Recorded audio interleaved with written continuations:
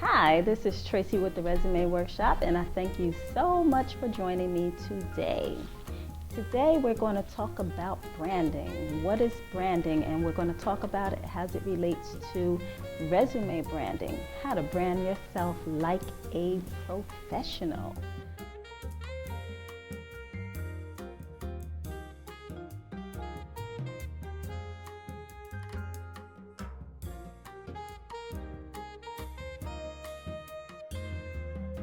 We start out just talking about resumes. We can't stop at just resumes because that's only part of your brand, especially as it relates to job search. So when you're talking about professionally branding yourself, you're branding yourself through all of your career documents. So that includes your cover letter, your thank you letter, your reference sheet. All of them must be branded in the same exact way. So the way you construct your resume, that brand carries over to your cover letter, your thank you letter, and your reference sheet, creating your career services documents brands.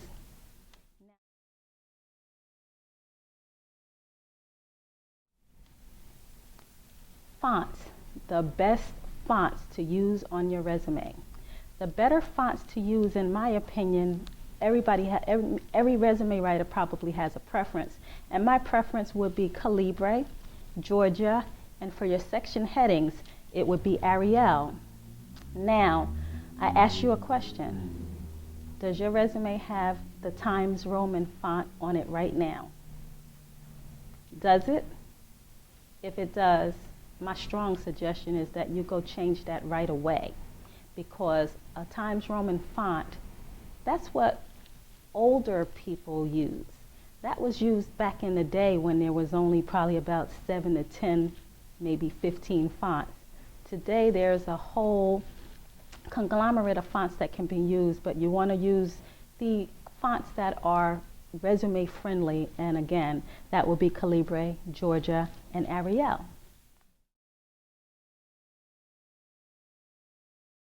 So, contact information. Contact information has changed, believe it or not. It's not the same way it used to be back in the day. You would have your name, you would have your home address, you would have your city, state, zip, and you would have 1 to 2 telephone numbers. So let's start with your name. Your name should be the most prominent and largest font on the page. It should be between a 14 and a 16, depending upon the font that you're using. Okay, and it should always be in caps. Always be in caps. Too often I'm seeing a lot of resumes that are not in caps, and your first name and your last name should be in caps. Then it should contain the city, the state, and your zip. The city and state and your zip. Notice I didn't say your home address.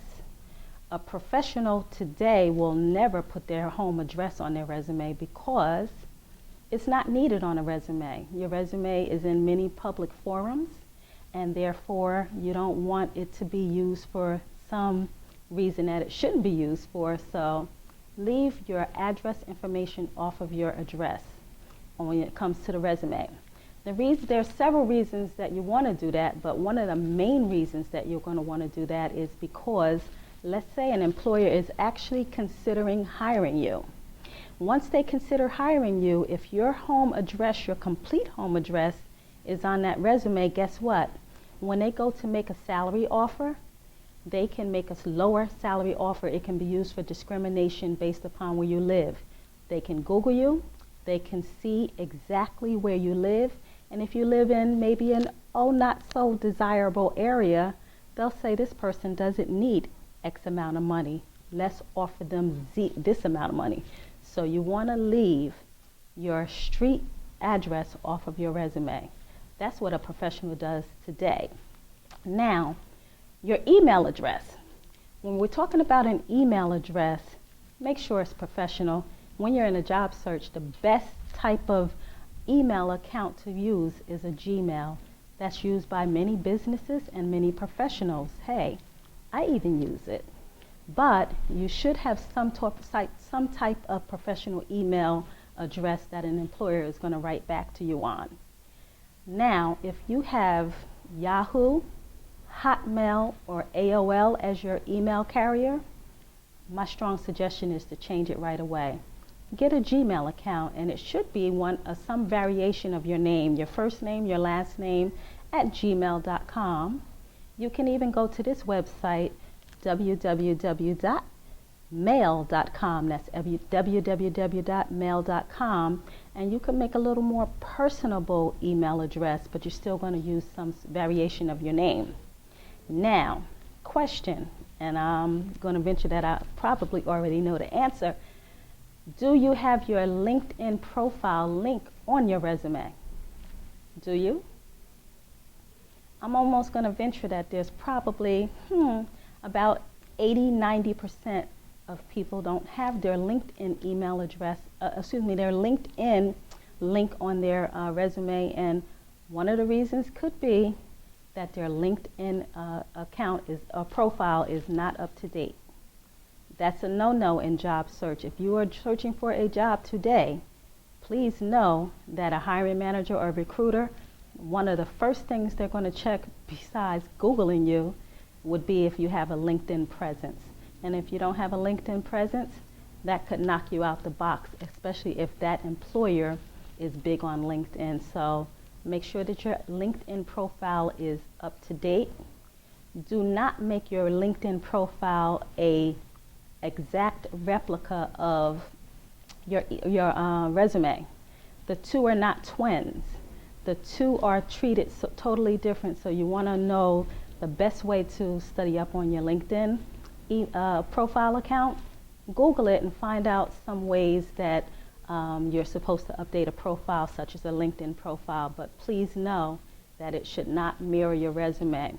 A LinkedIn profile, you can address it as a little more informal, but you can use personal pronouns like I, you, me, or things like that, where you would never use that on a resume. But make sure your LinkedIn is up to date, that it complements your resume.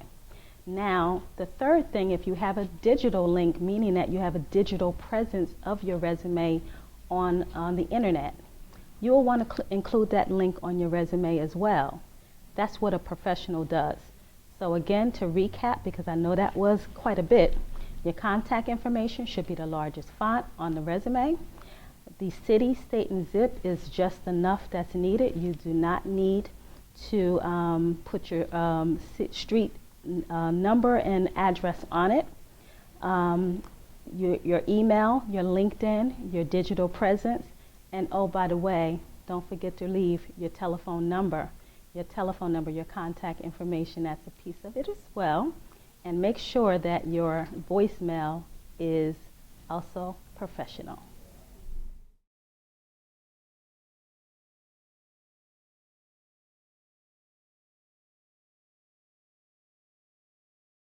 About job titles. Well, job titles should be what you should put on your resume today, because that's what a professional does.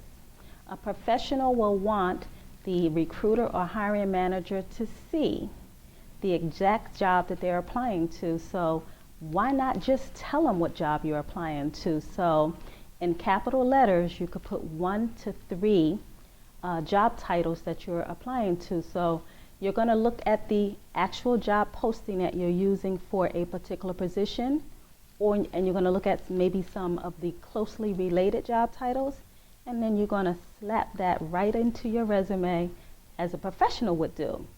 So therefore, when a hiring manager or recruiter sees the resume, guess what? They know that you are applying to their position because you told them right in the title. You put in capital letters right at the top, right underneath your contact information, that you're applying to XYZ company that matches their job posting. Because remember, when you're applying for a job, it is not about you. It is more or less about the employer. And the most important thing, at least to you, would be that job posting. So speak to the job posting. That's what a professional will do. A professional will not make a recruiter or hiring manager guess if they're applying to their job. They're going to let them know right up front.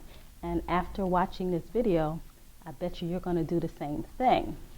Now, my suggestion is that you do 1 to 3 job titles in caps directly under your contact information. Those closely related titles will will actually attract the hiring manager and recruiter. And let's say those other 2 positions that you just put in there as well, they may have an opening for that as well, or they may consider you for that opening in the future. So expand your horizon. 1 to 3 job titles directly under your contact information. That's what a professional does.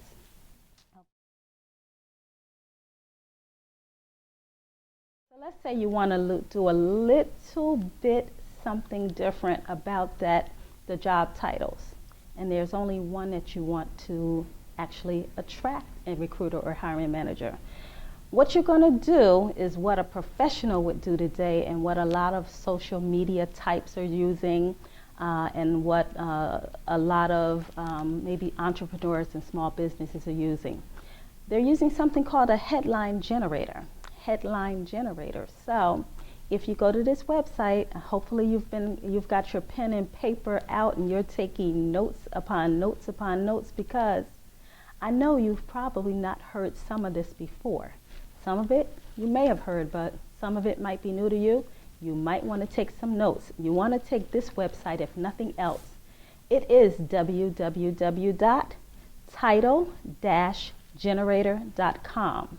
That is the way you're going to find a headline to the title of the position that you're applying to. That's what a professional does. They just don't slap something on their resume and make it stick. They do it like a professional. They use a headline generator.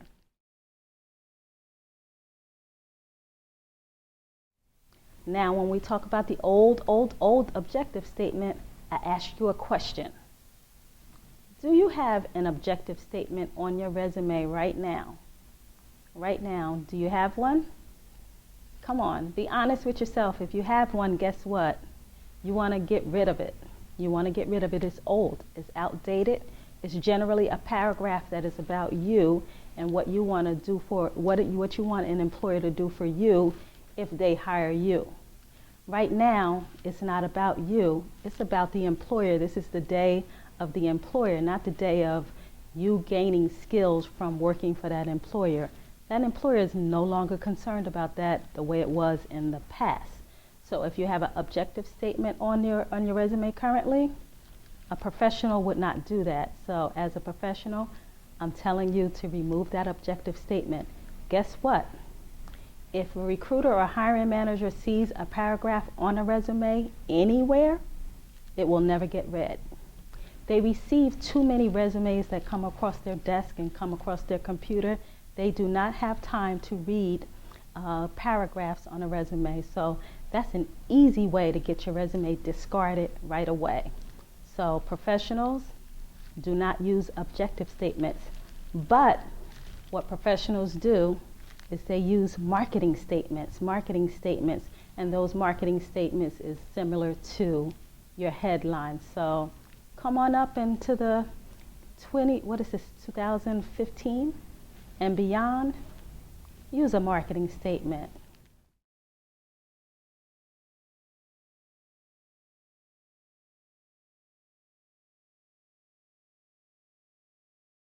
That job posting, that thing that stops you from being hired if you don't address it properly.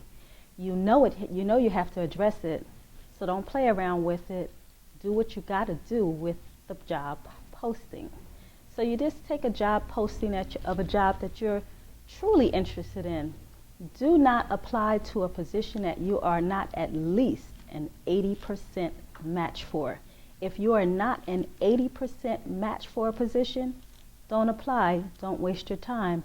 Chances are you will never get a call. And then the other thing is that you'll never know why. But I can tell you it's because you have not addressed the job posting. Now, when you're constructing a resume, you can't have just one resume for every single job that you apply to.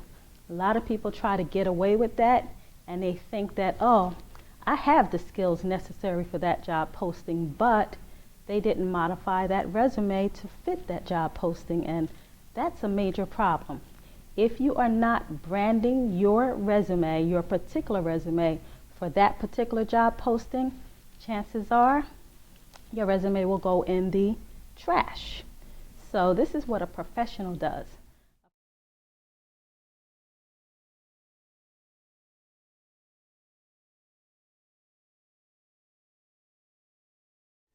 Education and certifications. Now, guess what? These can go into several different areas of the resume. They don't just go in one area and it sticks. They can go into several different areas. Which areas would they be? It should be at the top of the page if the education that you have matches the actual job posting that you are applying to. If you have education that does not match at all, education should be moved further down on your resume. So maybe this is a good time to point out the question that comes up most often whenever I'm doing a workshop or whenever I'm talking to anyone about resumes. The question is, 1 page or 2? 1 page or 2? Should there be 1 page? Should there be a 2 page? If it's 2 pages, I heard that it's supposed to be 1 page, and that is like an argument that goes back and forth, back and forth. Well, guess what? There is no set rule on how many pages a resume would be. I can tell you that people that are likely to have 1 page are somebody that's maybe just graduating high school, someone that has only college experience or very little work background, or things of that nature, or someone with no work history. That's going to fit on 1 page. But if you've been in the working world for, let's say, 5, 7, 10 years, if you have a 1-page resume, that might make me think that you have maybe not worked a lot, or you do not have enough experience that could match a job posting. Talk about work experience. There's work experience that we have that's current, and of course work experience that we have that was in our past. Now, the work experience that should come first if you're branding your resume like a professional, that would be the work experience that directly relates to the job position that you are applying to. So remember, we're doing things like a pro. We're branding resumes for particular positions. So a pro, if they have a work position that they've had in the past or that they're doing currently, they will want that information to show first. So for example, normally resumes are in a chronological order, and they date from what is being done, what was done last or what is done right now, and they go backwards in time. That's the way the normal resumes are done. Most people don't know that there are 4 types of resumes. 4 types of resumes, and each one of them are used for various purposes. There's the chronological resume. That's date order in the reverse. There is a hybrid resume that is a combination of a functional resume and a chronological resume. A functional resume highlights your skill sets, and then there's the old CV, and that's mainly used by educators, someone in the education field. So with work experience. So with work experience, you're going to add whatever is relevant. So if you're applying for a position, and let's say you had skills from another time in your past, but you want to identify that you've had experience in that area, you're going to move that skill, even though it's not current, you're going to, not the skill, you're going to move that particular job to the top, and you're going to write related work experience, because that related work experience relates to the actual job titles that you're applying to and speaking to a particular job posting. So if you have related work experience, that should come first. No matter what the time frame is, it should come first. Now, after that, then you can go into your other work experience.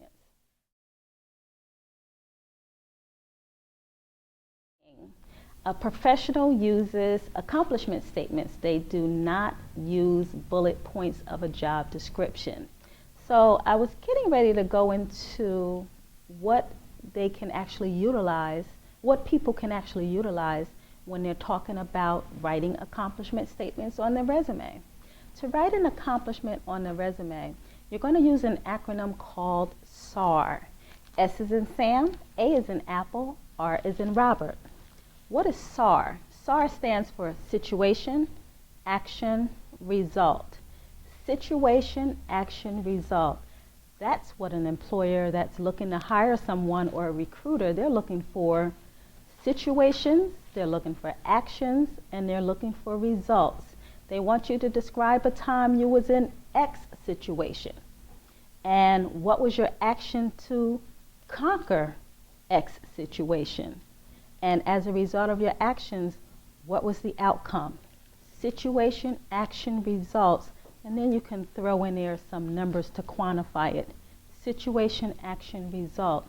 No longer should you use bullet points of a job description. You should use accomplishment statements.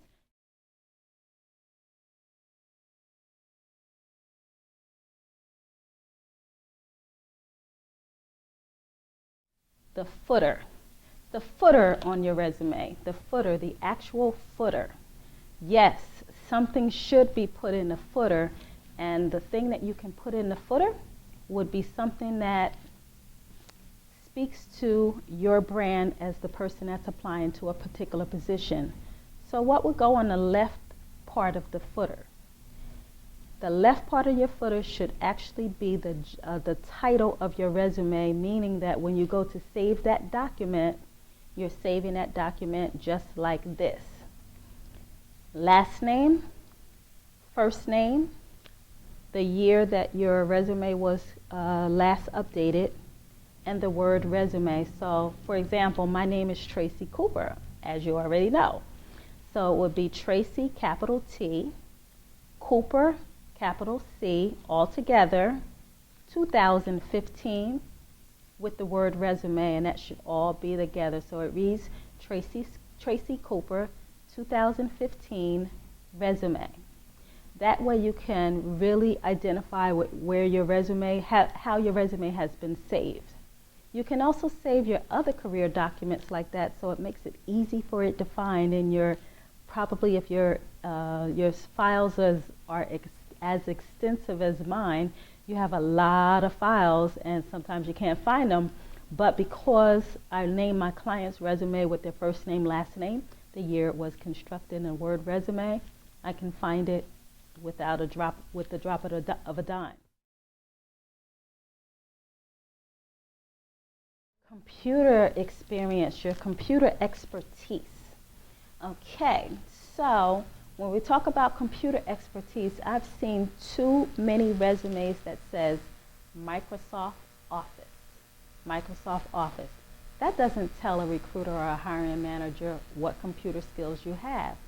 What if, just think about this, what if they're looking for someone with Microsoft Word experience, but you only included Microsoft Office? The Microsoft Word would never be picked up.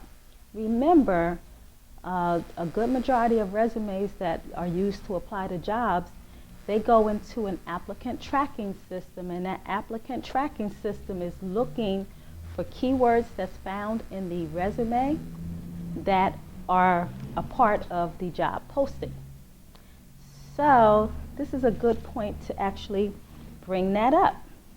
Okay, so I'm just going to throw this, and this is a sidebar, but it's a good point that I want to bring out.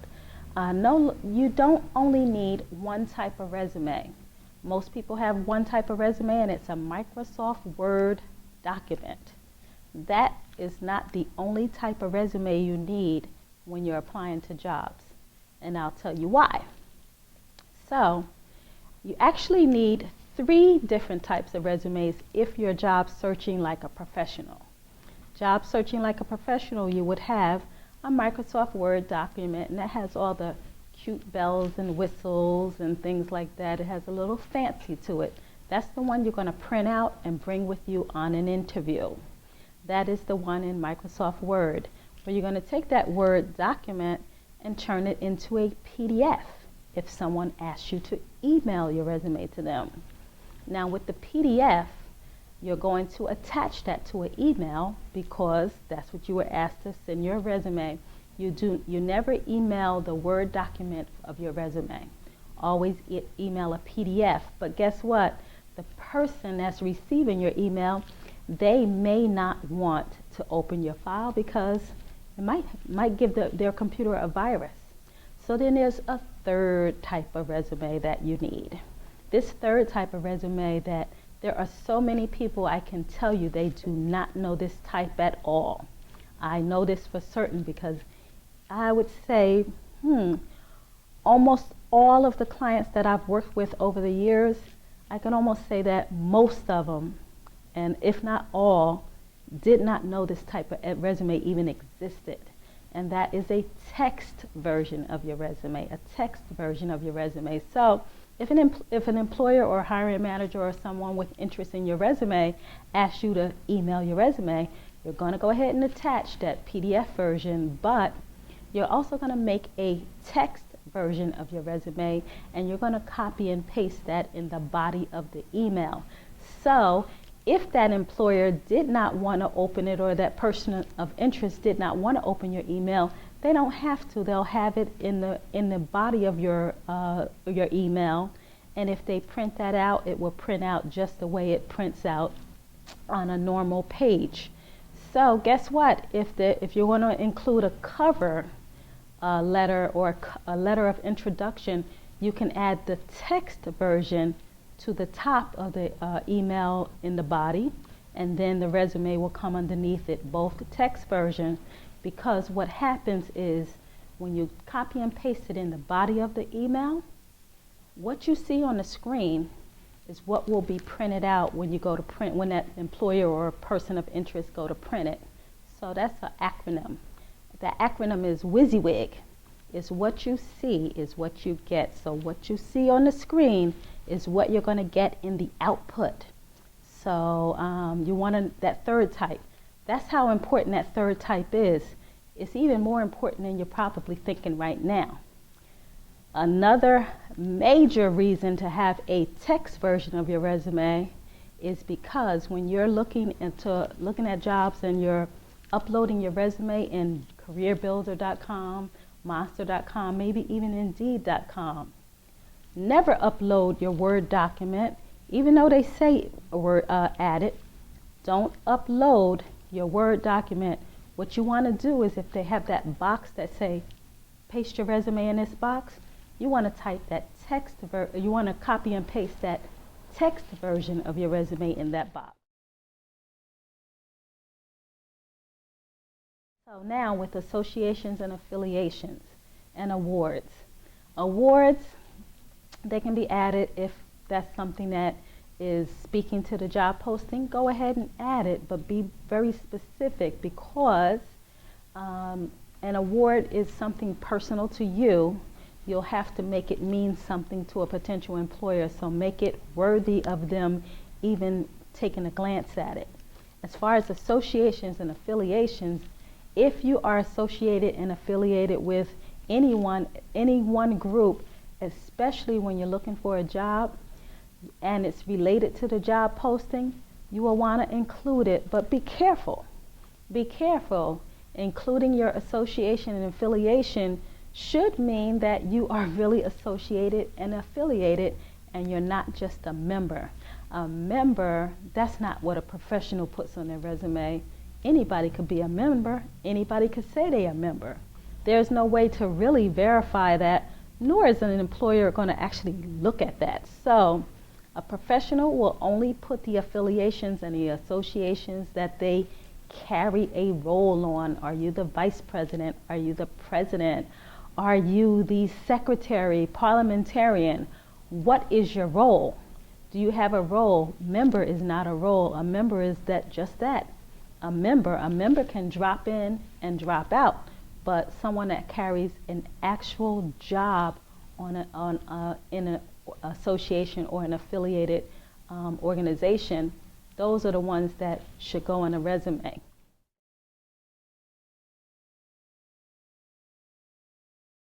So what I've just explained to you from top to bottom is a professional resume, how to actually brand your resume for every single opportunity. You do not take one, well, no longer after this conversation, will you take one resume and use that one resume to apply to every position. If you don't take the time to section out time to modify your resume for each position, guess what? Chances are you getting a call back are slim to none, and I'm just keeping it real. Okay, so that kind of concludes my presentation. Thank you so much for joining. I'm so happy. I started out, I'm being honest and transparent, I started out really nervous, but as I went along, I got comfortable with it. Don't know why when the camera comes on, that's what happens, because I do these type of presentations all over, but I do them in more detail, and I also do hands-on resume writing. So the last thing that I want to share with you is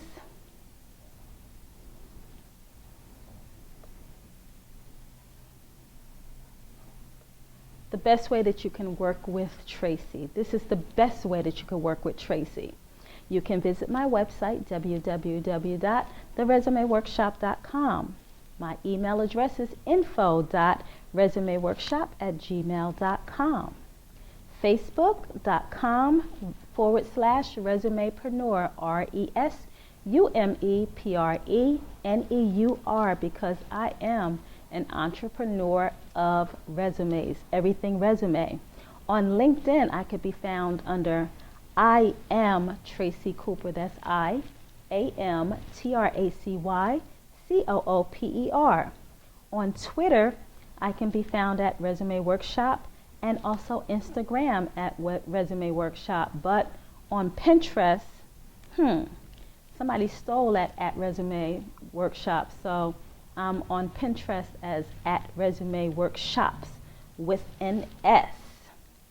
And let's see, I just want to make sure that I have everything out the way before I say this last statement and then tell the cameraman to cut. How about that? What I like to say is that if you would write to me, send me an email under info.resumeworkshop. I'm saying that wrong.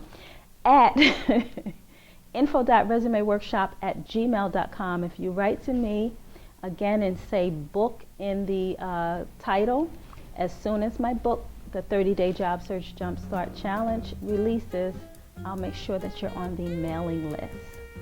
Thank you so much for your time. Thank you for your patience. Thank you for rolling with my first video. And I'm going to say it for the first time. This is a wrap.